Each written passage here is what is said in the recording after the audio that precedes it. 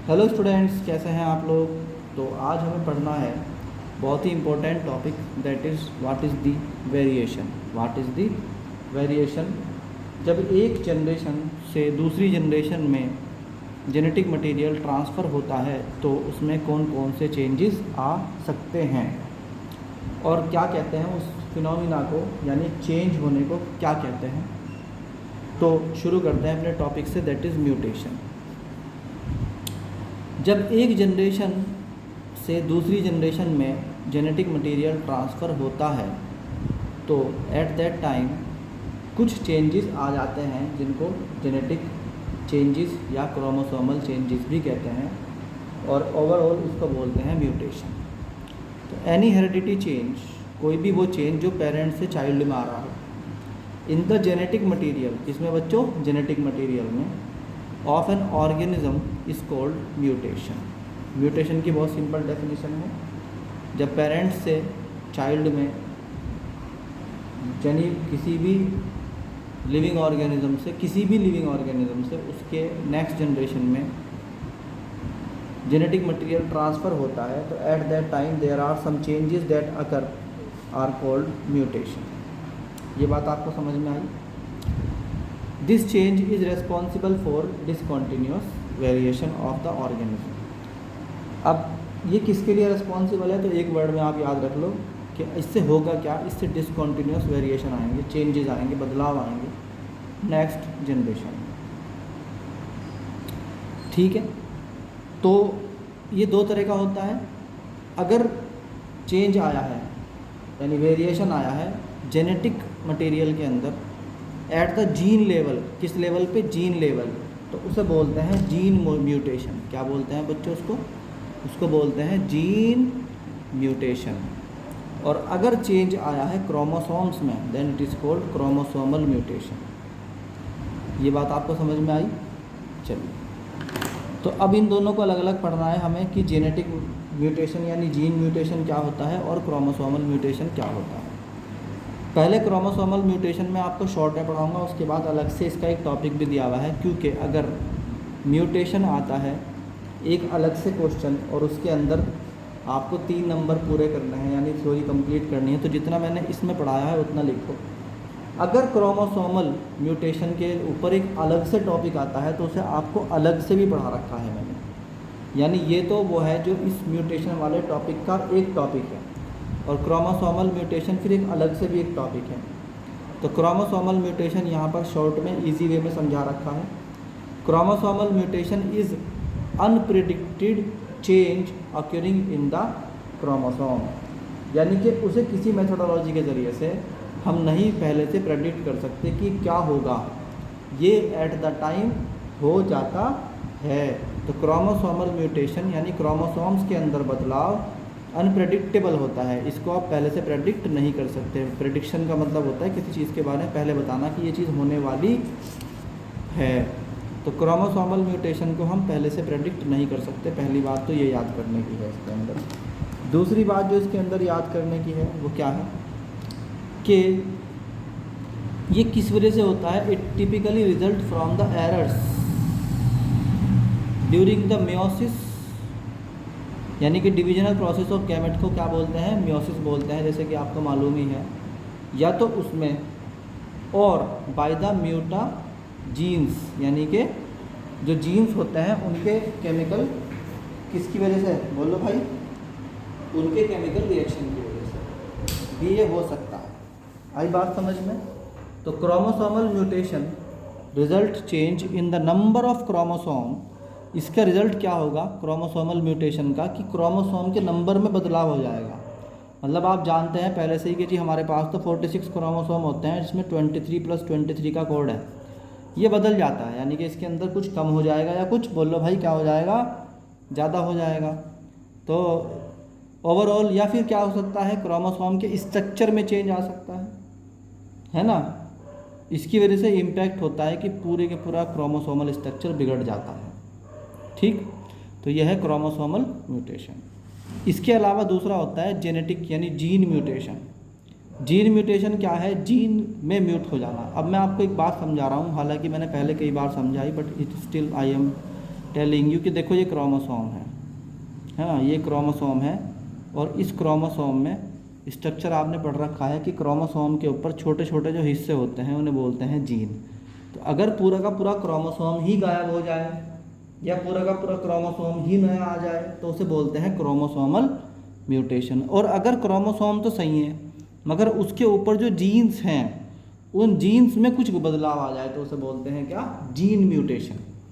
एक बार और बता रहा हूँ मैं कि जो सेल है, cell that is made of the, that is cell है, मान लो अब मैं मोटा सा स्ट्रक्चर आपको बना के समझाता हूँ कि मान लीजिए आपके पास एक सेल है ना, क्या है, सेल है, दिस इज़ योर सेल, ठीक।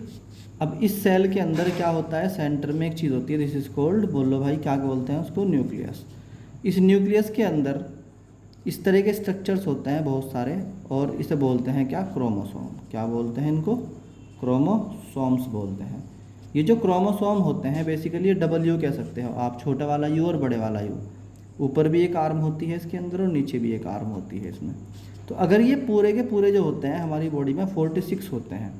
बॉय अगर है तो उसके अंदर 22x प्लस 1y 23x, यानी कि ये स्ट्रक्चर होता है, यानी कि 23 प्लस 23 इक्वल टू 46 वाला होता है। तो ह्यूमन की पहचान ही यह है कि उसके अंदर जो न्यूक्लियस होगा उसके अंदर 46 क्रोमोसोम होंगे। अब ये जो क्रोमोसोम होता है, इस क्रोमोसोम के अंदर 2 आर्म्स होते हैं ऐसे, है ना, यू शेप के, और ये आपस में लिंक्ड होते हैं ऐसे बीच में, ठीक। जहाँ ये लिंक्ड होते हैं ये एक जगह होती है, ठीक। अब सुनो, यहाँ पर अगर आप जिसे देख पा रहे हो तो ये डॉट्स हैं बहुत सारी, ये एक डॉट एक जीन है, एक डॉट एक जीन है। तो अगर पूरे के पूरे क्रोमोसोम जो 46 थे अगर उसमें ही बदलाव आ जाए, यानी 45 हो जाए या 47 हो जाए या बदलाव आ जाता है तो उसे बोलते हैं क्रोमोसोमल म्यूटेशन। और अगर ये क्रोमोसोम तो ठीक है 46, मगर इनके जीन में कोई बदलाव आ जाता है तो उसे बोलते हैं जीन म्यूटेशन। होप आप समझ में आ गया होगा। तो एक बार दोबारा पूरे के पूरे टॉपिक को हम लेके चलते हैं, व्हाट इज़ द म्यूटेशन। तो म्यूटेशन क्या होता है बच्चों, mutation simply change, any hereditary change in the genetic material of the organism is called mutation. This change is responsible for the discontinuous variation of the organism. The change in the genetic material may take place at the gene level और chromosomal level, 2 level पे ये आपके बदलाव हो सकते, बोलो भाई हैं, एक किस लेवल पे, एक जीन लेवल पर और एक क्रोमोसोम लेवल पर। तो अब आपको समझ में आ गया होगा। तो पहला जो मैंने पढ़ाया आपको क्रोमोसोमल लेवल, जो मैंने आपको लिखवा भी दिया, उसके अंदर ज़्यादा इतना होगा कि जो क्रोमोसोम है उसके नंबर्स में फ़र्क आ जाएगा, यानी कि the number of the chromosome will change. और दूसरा बताया मैंने आपको gene mutation. Gene mutation simple समझ में आ गया आपको, any type of change in the gene, any type of change in the gene क्या होता है, स्ट्रक्चर, जीन के स्ट्रक्चर में बदलाव आ जाए इसे बोलते हैं, बोलो भाई क्या बोलते हैं, जीन म्यूटेशन कहते हैं। क्या कहते हैं, जीन म्यूटेशन कहते हैं। तो this is the gene mutation is caused by manipulation of base pair. हाँ, जीन म्यूटेशन क्यों आता है, क्योंकि बेस पेयर जो होते हैं डीएनए के उनमें बदलाव आ जाता है। किसमें आ जाता है, बोलो भाई, जीन म्यूटेशन का असली कारण है, असल कारण है क्या, बेस पेयर में बदलाव आ जाना, ठीक है। नहीं है, अब ये कि कौन कौन से तरीके का हो सकता है, ये कई तरीके का होता है, उनमें एक एक करके हम पढ़ेंगे। तो फर्स्ट इज़ सब्स्टिट्यूशन। सब्स्टिट्यूशन में क्या होता है, in this type of mutation, in this type of mutation one or more base pair get substituted by other. यानी कि इसमें क्या होता है कि इसमें म्यूटेशन में एक बेस पेयर की जगह दूसरा बेस पेयर आ जाता है। जैसे हम आपको मालूम होगा कि प्यूरीन और पायरिमिडीन नाम के 2 बेस पेयर होते हैं, है सबको मालूम ये वाली बात भाई। डीएनए के अंदर एक होता है प्यूरीन बेस पेयर, एक होता है पायरिमिडीन बेस पेयर। अगर आपको नहीं मालूम तो आप इसे याद कर लो कि प्यूरीन और पायरिमिडीन नाम के बेस पेयर्स होते हैं। अब ये बेस पेयर में जहाँ प्यूरीन को होना चाहिए वहाँ पायरिमिडीन आ जाता है, जहाँ पर पायरिमिडीन को होना चाहिए वहाँ पर प्यूरीन आ जाता है। तो इस तरह के डिफरेंसेस को या आपस में इंटरचेंज हो जाते हैं। जैसे आपने सुना होगा ATGC वाला कंसेप्ट। ATGC वाले कंसेप्ट में क्या होता है इसकी जगह ये आ गया या इसकी जगह ये आ गया, तो इसको बोलते हैं क्या, सब्स्टिट्यूशन। सब्स्टिट्यूशन का मतलब होता है एक वस्तु की जगह दूसरी वस्तु का आ जाना। The one object is taking the place of second object, this is called substitution. तो जब एक जीन दूसरे जीन की जगह ले लेता है उसको बोलते हैं क्या, सब्स्टिट्यूशन ऑफ द जीन्स। इसकी वजह से कौन सी बीमारी होती है, इसकी वजह से एग्जाम्पल याद कर सकते हो आप। अगर आपसे कोई पूछता है कि जीन म्यूटेशन की एक एग्जाम्पल दो, तो then you can say sickle cell anaemia. And ऐसे ही पूछ सकते हैं आपसे कि जीन म्यूटेशन में सब्स्टिट्यूशनल क्या चेंज आता है, तो आप कह सकते हो सिकल सेल एनीमिया उसका एक एग्जाम्पल है। ये बात आपको समझ में आई बच्चों? चलो अब चलते हैं नेक्स्ट टॉपिक की तरफ को। इसी में मतलब जीन म्यूटेशन के और टाइप्स पढ़ने हैं अभी हमें। तो जीन म्यूटेशन का सेकंड टाइप है, that is very simple and that is transition level. That is transition level. तो ट्रांजिशन में क्या होता है कि मैंने आपको बताया कि आपके पास जो बेस पेयर्स हैं वो दो हैं। कौन कौन से? Purine and pyrimidine. अब अगर प्यूरीन की जगह पायरिमिडीन आ जाता है या फिर पायरिमिडीन की जगह क्या आ जाता है, तो उसे बोलते हैं क्या, अगर प्यूरीन की जगह पायरिमिडीन आ जाता है, प्यूरीन की जगह पायरिमिडीन आ जाता है, pyrimidine, then it is called transition. क्या बोलते हैं उसको? ट्रांजिशन। दूसरा होता है transversion, substitution of purine by the pyrimidine. इसका उल्टा मतलब पायरिमिडीन की जगह प्यूरीन आ जाता है तो सब क्या बोलते हैं? ट्रांसवर्स। और प्यूरीन की जगह पायरिमिडीन आ जाता है तो उसे क्या बोलते हैं? ट्रांजिशन। इसको अगर आप चाहें तो मैं आपको इसको एग्ज़ाम्पल के तौर पे समझा भी सकता हूँ कि जैसे फॉर एग्ज़ाम्पल मैं कहता हूँ भाई ये लोकेशंस फिक्स हैं आपस में, ये लोकेशन फिक्स हैं। मतलब मान लीजिए कि एक लोकेशन बनी हुई है किसके लिए? प्यूरीन की जगह, और एक लोकेशन बनी हुई है किसके लिए? पायरिमिडीन के लिए। तो जहाँ पर प्यूरीन को होना चाहिए वहाँ पर पायरिमिडीन आ जाता है, दिस इज़ कॉल्ड ट्रांजिशन। और जहाँ पर पायरिमिडीन को होना चाहिए वहाँ पर प्यूरीन आ जाता है, दिस इज़ कॉल्ड, और बोलो भाई, ट्रांसवर्जन। तो ये दो मेथड हैं, इनको बोलते हैं, दो कंडीशंस हैं, इनको बोलते हैं क्या? एक को ट्रांजिशन और एक को ट्रांसवर्जन।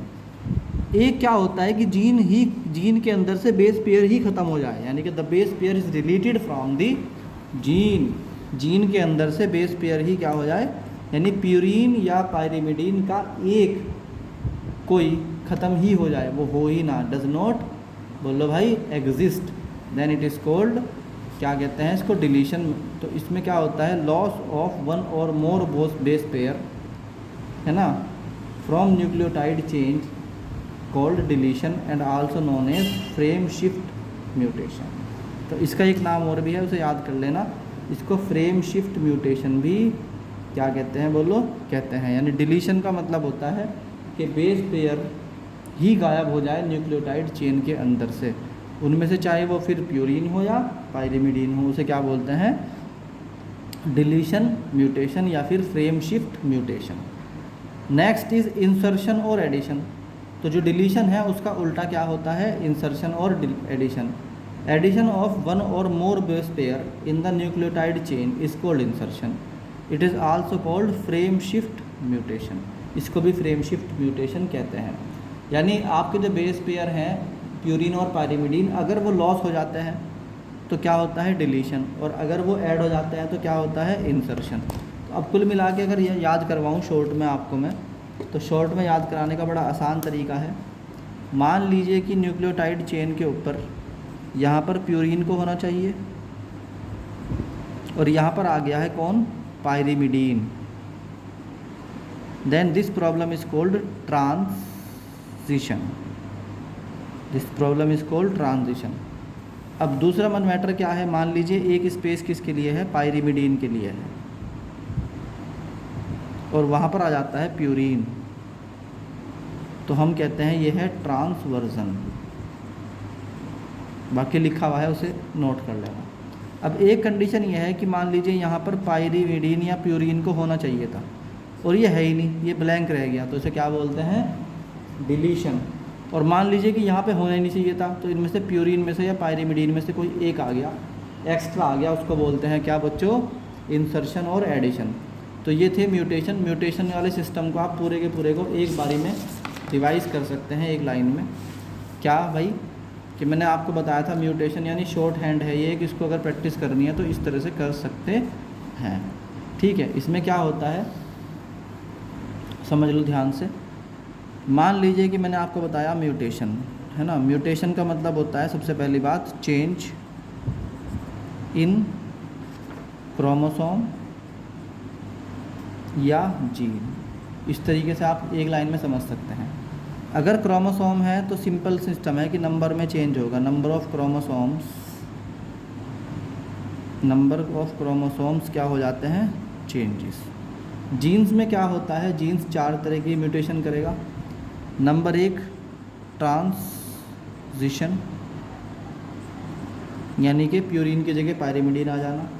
दूसरा होता है ट्रांसवर्जन, यानी कि पायरिमिडीन की जगह प्यूरिन का आ जाना।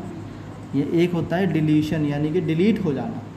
और एक होता है क्या बच्चों, दिस इज़ वेरी सिंपल। और ये चौथा क्या होता है, चौथा चेंज होता है आपका इंसर्शन। इंसर्शन में क्या होता है कि जो एक एक्स्ट्रा बेस पेयर यानी कि प्यूरिन या पायरिमिडीन दोनों में से कोई एक्स्ट्रा आ जाएगा जहाँ पे होना नहीं चाहिए था उसको, दिस इज़ कॉल्ड। तो ये कंप्लीट म्यूटेशन आपको मैंने एक बारी में समझा दिया छोटा करके। Now we go to the next lecture. Thank you.